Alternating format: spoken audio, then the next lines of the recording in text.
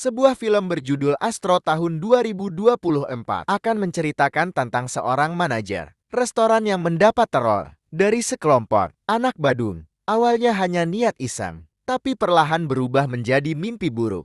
Seperti apa ceritanya? Cerita diawali dengan memperkenalkan seorang gadis muda bernama Nancy yang sedang papang di semak-semak dan baru mengetahui jika dirinya sedang hamil muda. Ditemani sahabatnya yang bernama kita panggil saja Yuli, Nancy pun menceritakan tentang dirinya yang positif hamil. Saat ditanya siapa ayahnya, Nancy pun menjawab tidak tahu karena akhir-akhir ini ia kebetulan berhubungan dengan beberapa teman prianya. Dan lihat teman-teman, ya inilah dampak dari pergaulan bebas dan tidak berpegang teguh pada aturan agama. Sampai bingung loh ayah dari janin dikandungnya. Ya Allah. Karena Nancy kerja di restoran dan masuk shift siang, ia pun buru-buru berangkat ke tempat kerja dan ganti baju di mobil. Di mana saat Nancy sedang asyik berkendara, sambil mendengarkan musik pongdut, tiba-tiba mesin mobilnya ngadat lagi, yang membuat Nancy harus berjalan kaki dan terpaksa meninggalkan mobilnya tergeletak begitu saja. Saat sedang jalan kaki itulah muncul rekan kerjanya yang bernama Bobby. Ia selalu berangkat kerja menggunakan sepeda, sehingga daripada terlambat, Nancy pun ikut ajakan Bobby untuk dibonceng bersamanya. Setibanya di tempat kerjaan, NC langsung menemui sang pemilik restoran yang ternyata adalah ayahnya sendiri. Dan NC baru menjabat sebagai manajer di restoran ini, sehingga sang ayah memberi atau Nancy untuk lebih disiplin agar bisa mencontoh, bisa menjadi contoh untuk karyawan yang lain. Hari ini kebetulan si ayah ada janji kencan dengan pacar barunya. Ibu Nancy sendiri sudah lama wafat dan si ayah sedang butuh asupan nutrisi setelah sekian lama kekeringan. Sehingga Nancy diminta untuk kerja lembur sampai restoran ini tutup. Saat Nancy sedang membersihkan meja, itulah ia melihat piring bekas makan pelanggan berisi angin kacang dan goreng endok yang ketika membuatnya mual dan langsung muntah ke belakang. Secara kebetulan di situ ada sang koki restoran bernama Jacing. Ia adalah orang kepercayaan ayahnya yang juga akan menjadi teman satu sip Nancy malam ini. Jack rupanya memiliki firasat kuat ketika ia mengatakan bahwa Nancy sedang hamil. Tak lama muncullah si ayah bertepatan dengan Nancy yang masih muntah. Jack yang pengertian pun langsung mengalihkan pembicaraan dengan mengatakan bahwa Nancy muntah gara-gara sekantong plastik berisi daging busuk, sehingga si ayah tidak akan curiga tentang kehamilan Nancy ini. Nancy pun kembali ke dalam restoran untuk melanjutkan pekerjaan, dan tak lama si ayah pun pamit pergi untuk kencan. Di mana saat Nancy sedang menghitung laporan, salah satu karyawan yang bernama Peter pun tak sengaja menumpahkan air yang karena Peter ini adalah mohon maaf seseorang yang keterbelakangan. Nancy pun memaklumi kesalahannya. Tak lama muncullah sekelompok remaja bersepeda yang memang biasa berkeliaran, mengganggu orang-orang di mana Nancy yang tak ingin lingkungan restoran menjadi terganggu pun langsung nyerentang keluar untuk mengusir mereka semua. Karena kehamilannya, Nancy pun menjadi orang yang sangat sensitif dan mudah marah. Hal itu membuat semua karyawannya kena marah, termasuk Peter yang tak kunjung membersihkan air tumpahnya. Ditambah para remaja itu nekat masuk ke dalam restoran, memakai topan, dan sok-sokan memesan makanan. Sadar, jika mereka hanya ingin iseng saja. Nancy yang mulai naik pitam pun mengancam akan menelepon polisi. Namun Jatuh yang berada di dekat telepon pun bisa mendengar dengan jelas jika Nancy hanya sedang menggertak dan tidak benar-benar serius melakukannya. Akibat kejadian itu, Nancy pun melampiaskan kekesalannya kepada semua karyawan seperti Jack, Bobby, Peter, dan dua karyawan lain. Menurut Nancy, mereka seharusnya membantunya mengusir para remaja, bukan hanya ngejedok, menonton dan diam saja data berbuat apa-apa.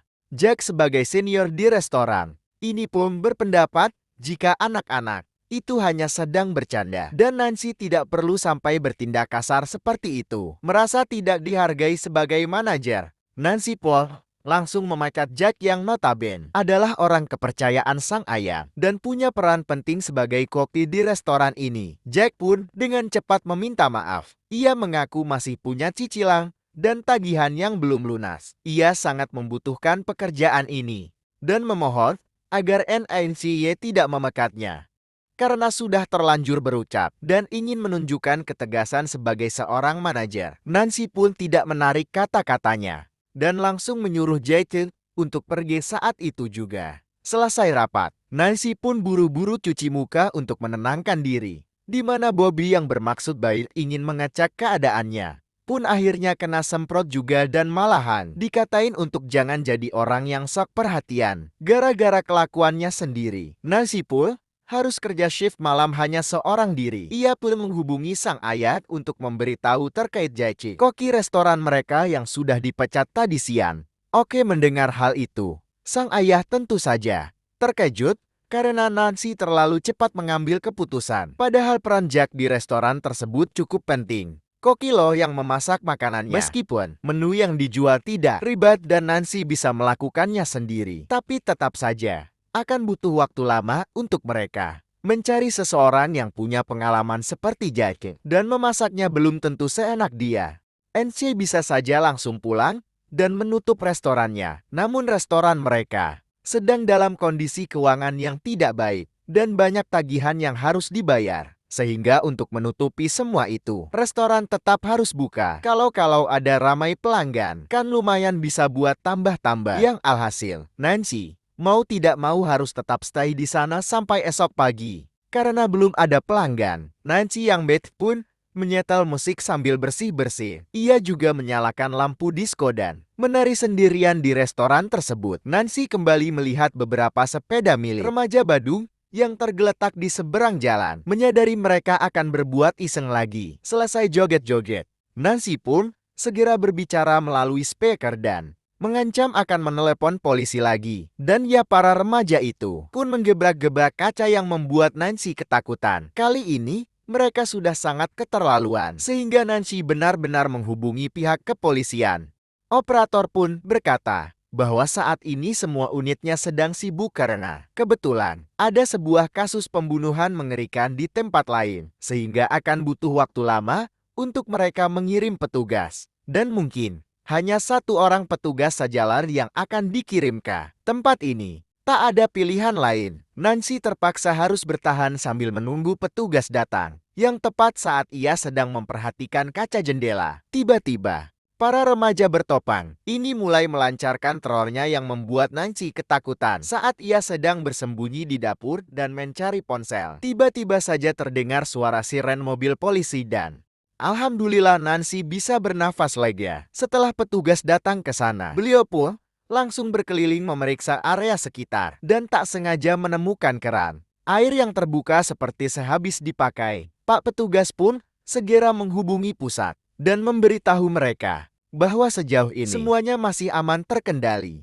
Sambil ngopi, Pak polisi pun mempersilahkan Nancy untuk menceritakan seperti apa kronologinya. Yang ketika Nancy berkata tentang kelompok remaja bertopan dan memakai moped atau jenis sepeda motor yang berbeda, Pak polisi pun langsung sadar jika kelompok itu adalah kelompok yang sama yang menjadi pelaku pembunuhan mengerikan di tempat lain. Sebelum ke sini, Pak polisi mengaku sempat mendatangi TK pembunuhan mengerikan yang katanya dilakukan oleh sekelompok remaja bertopang dan memakai moped, sehingga sudah pasti orang yang meneror Nancy saat ini adalah kelompok yang dimaksud.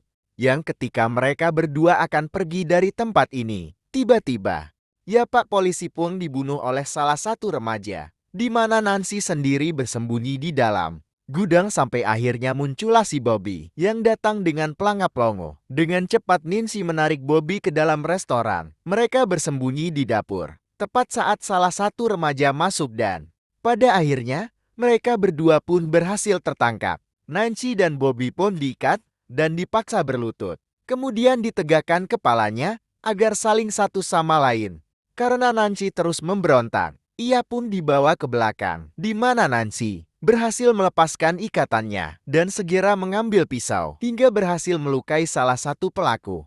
Dengan pisau yang masih di tangan, Nancy pun kabur keluar. Namun karena masih ada satu pelaku yang sedang menaiki motor, ia pun perlahan mundur ke belakang. Dan tiba-tiba Nancy tak sengaja menikam Peter yang entah sedang apa dia di sini. Di mana Nancy dan kita semua yang menonton akan sangat dibuat terkejut saat baru mengetahui jika mereka semua adalah Jack, kakak Bobby. termasuk Bobby sendiri yang ternyata ikut bersekongkol. Untuk memahami bagaimana ini semua bisa terjadi, mari kita kembali ke tadi siang.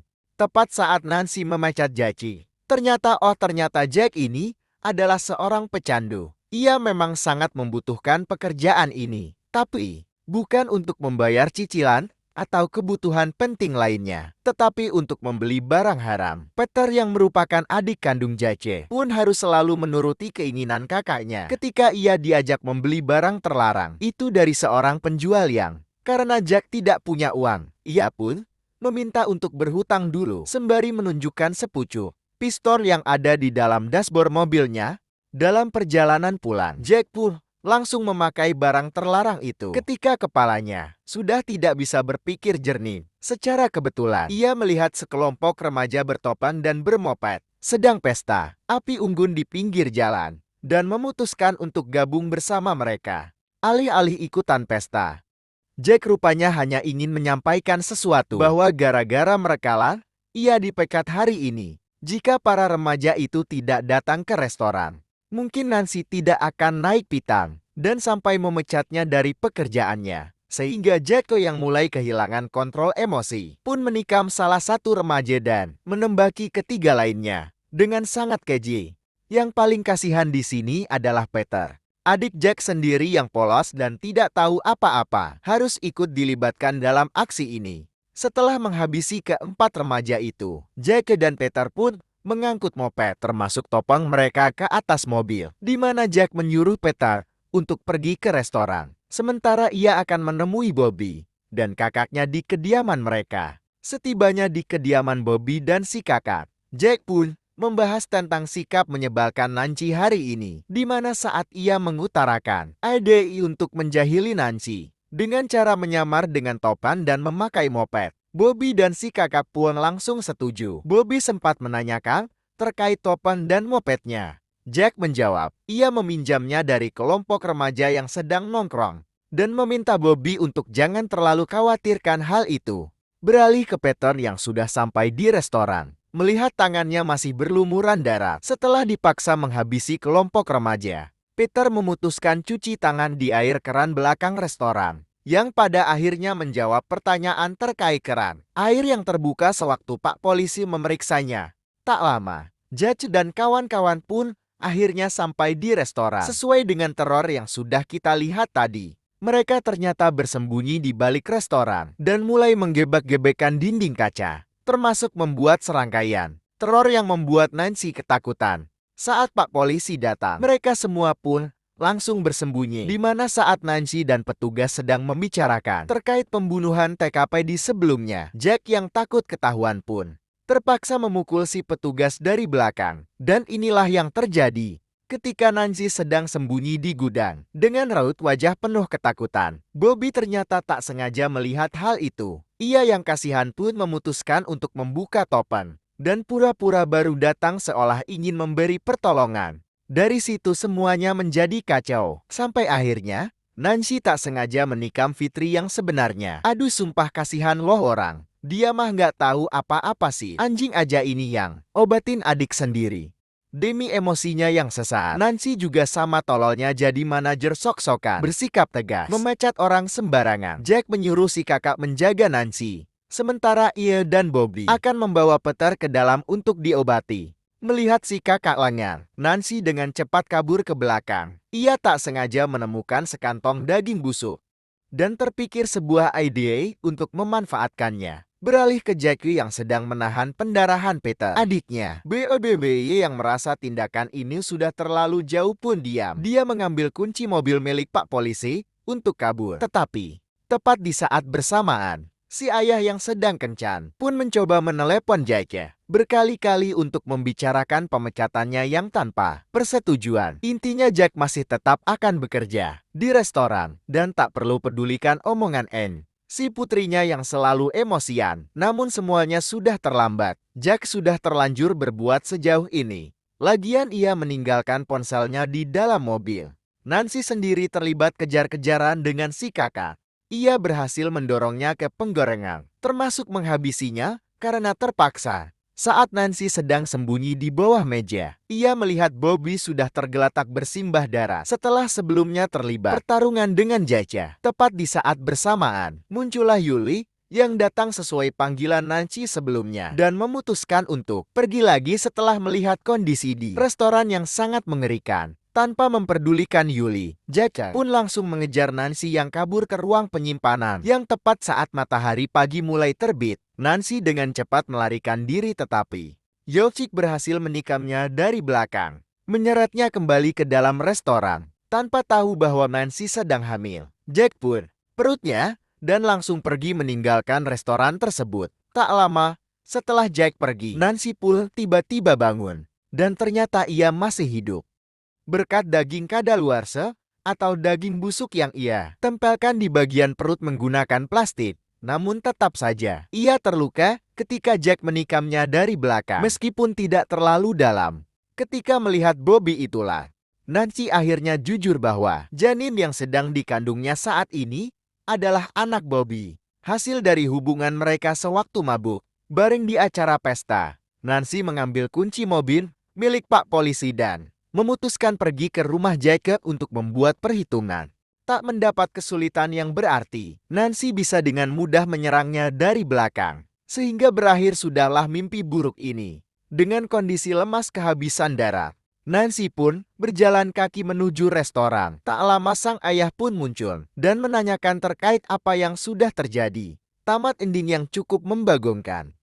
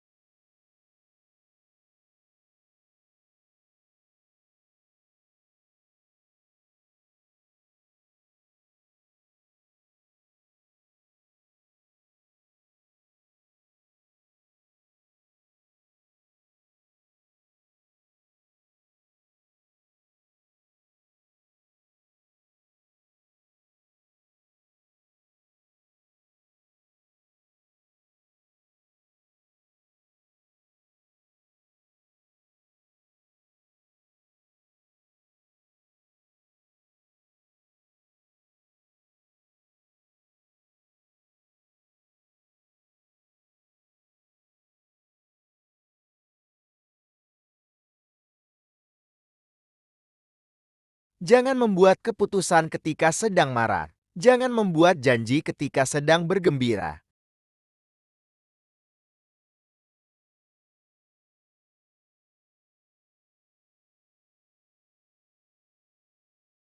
Karena sebagian besar hasilnya akan mendatangkan keburukan. Mengucapkan terima kasih.